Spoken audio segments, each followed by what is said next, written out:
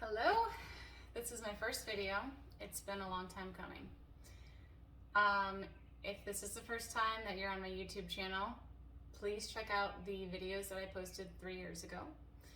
And this first video is honestly just an introduction to explain where those videos are coming from and what that's all about. And then I'll do another video on more about me and an intro on what I've overcome and where I'm at now.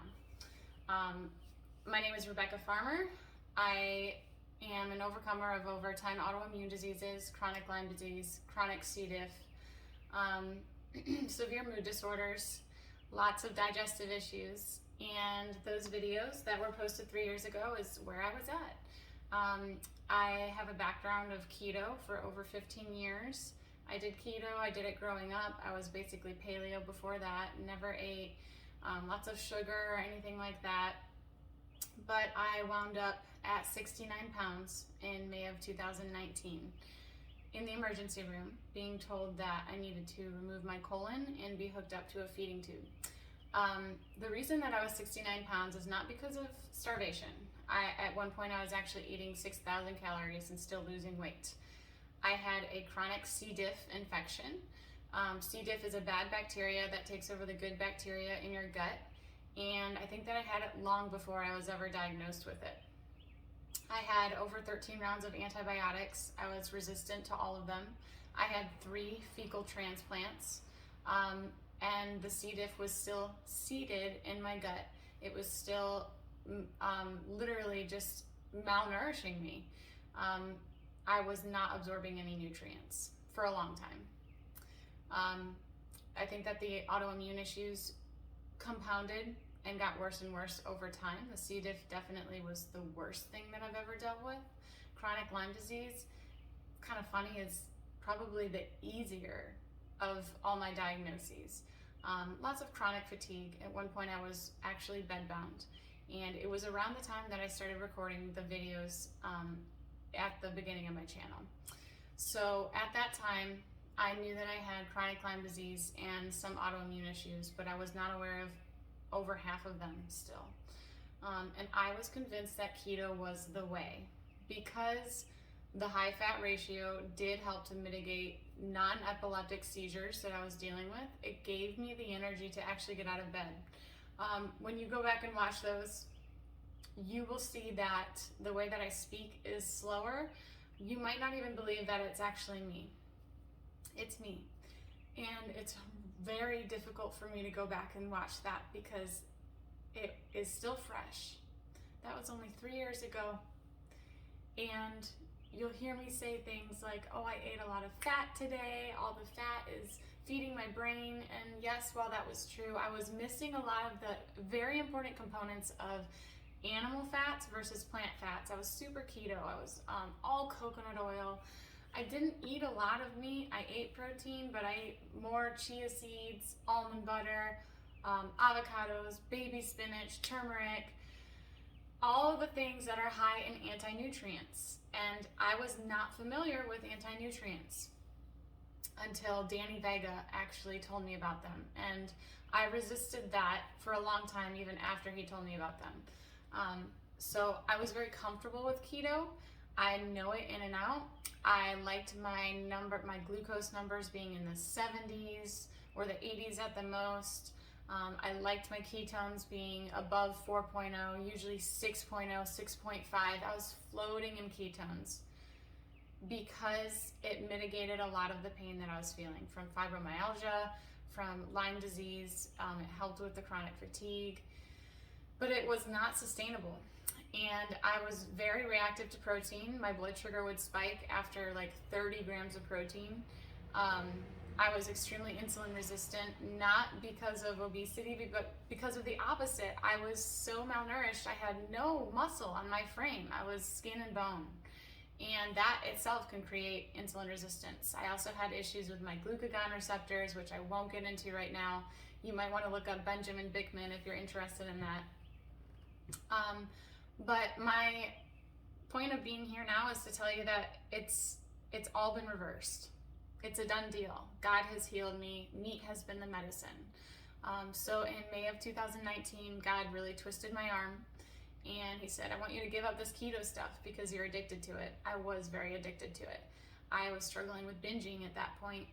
The sight of my own emaciated body was so triggering that I would just sit down for hours throughout the whole night, from 10 p.m. to 5 a.m., eating and just trying to keep it down so that I could gain weight, so that I could have a life again. Most people thought that it was just an eating disorder. I will say that it manifested into a real eating disorder. I think anyone who is 69 pounds and struggling to keep food down, literally, would end up having a very distorted relationship with food, and I absolutely did.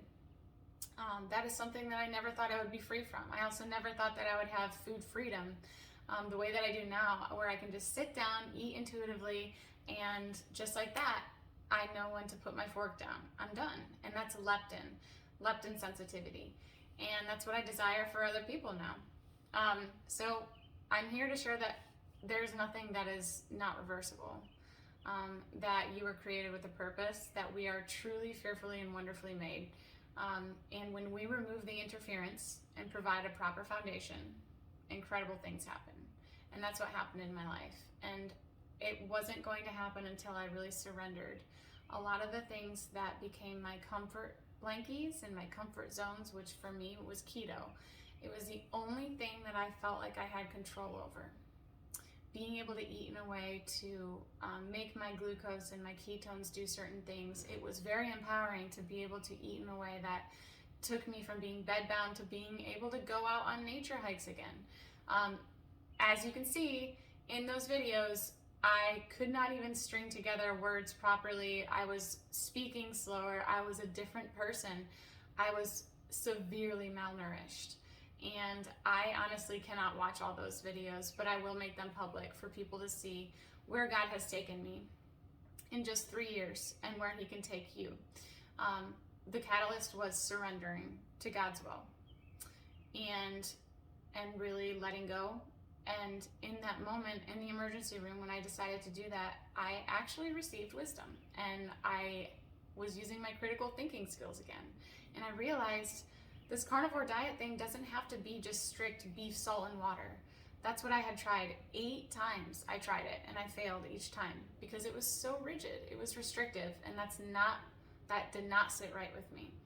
So I realized I'm just gonna do this and do it in a way that makes it sustainable for me. So I allowed myself to use stevia. I even used dairy in the beginning, even though I knew it was inflammatory.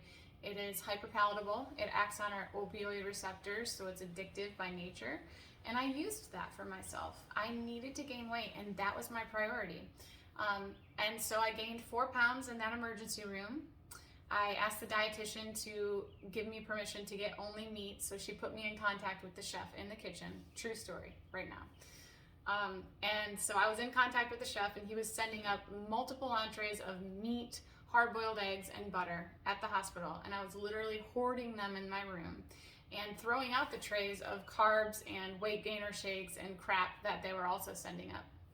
Thankfully, I was being held in isolation because of the C. diff, so I could hide a lot of things.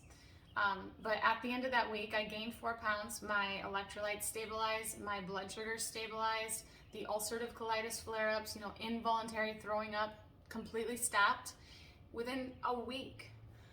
So at that point, the doctor said, you're too stable for us to hold you here. We don't know what to tell your insurance. Go home and continue your weird all-meat diet. And that's what I did. So this channel is going to be dedicated to sharing my journey and useful tips and recipes, and also maybe some question and answers to really support you guys. I have a book coming out. I have an Instagram I'm very active on, but this has been a long time coming, and I'm glad that I'm doing it now. So please feel free to leave a comment down below. Please check out the videos prior, and keep in mind that I am made new. I'm not that person. Whatever you're dealing with today, there is hope.